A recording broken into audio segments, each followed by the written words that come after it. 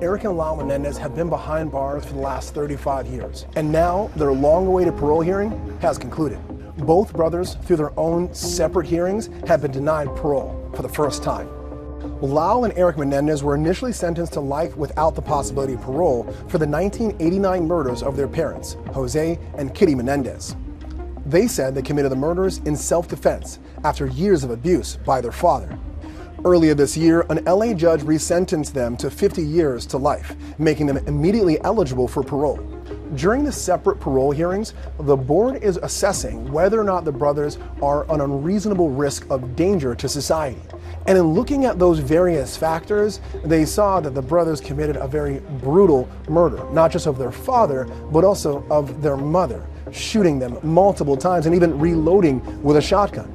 They also saw that both brothers had various violations while incarcerated, like having an illegal cell phone, or fights, or possession of controlled substances. And while cell phones may seem like something innocuous, the focus on their hearing was that the criminality that allowed for those cell phones to get into the prison is what was really focused on. That it had to be smuggled in, people had to be bribed, that the money that was associated with trying to get those cell phones in oftentimes go to gangs within the prison, something that the prison and the board don't look very fondly upon.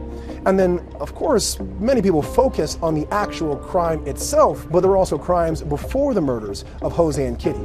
It was a collection of all of these facts that ultimately these two separate boards gave what's called a minimum denial for parole, meaning that the brothers will be eligible to see a parole board in 3 years, but could advance their case as early as 18 months. There are 3 separate avenues for the brothers seeking release.